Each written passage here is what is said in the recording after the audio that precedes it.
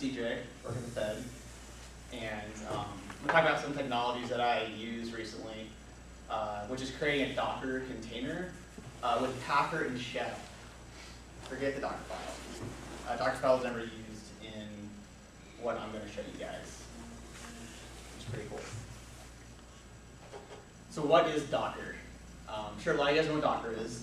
Really popular right now, but it creates containers that encapsulate all of the things, file systems, code, tools that you need to run your application.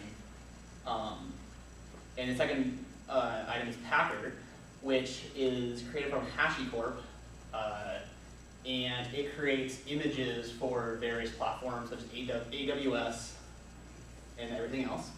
And Chef, like Puppet, Ansible, is an infrastructure automation tool, which uses cookbooks, which have recipes and templates in it to automate your infrastructure, code installation, software installation, all that good stuff.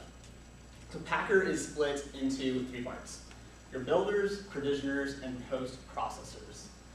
And we'll go over each one of these items.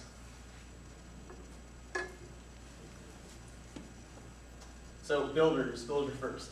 This is responsible for creating the machine and generating the image from various platforms. So it'll communicate with AWS, spin up different types of virtual machines, spin up a Docker container to render code against. And there's the provisioner, which this is what is happening inside of the running machine. So running your cookbooks, running your shell scripts, anything that you need to be done to your image to be fully usable after you're done with it.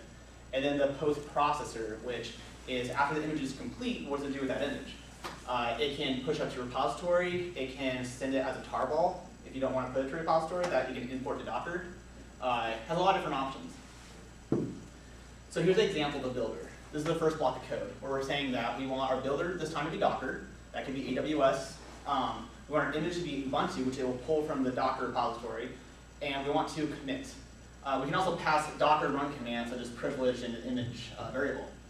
And here's an example of the provisioner, which we're saying we want a shell command that adds my user. And then down here, we want our next one to be Chef. We're going to add the Chef client, connect our Chef server, dev, and we're putting the role we want to run against. And then we have an example of a post-processor, which is saying that we want to tag this image as nginx to our Docker repo, and we want to push this image to our repository.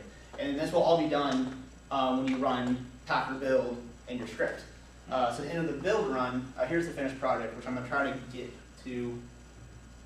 Wasn't sure how this, I don't know. This is the part I was worried about.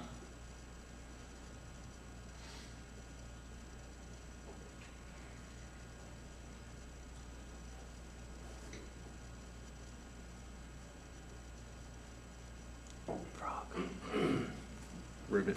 There we go. Oh no. There we go. Okay. So here is the finished product.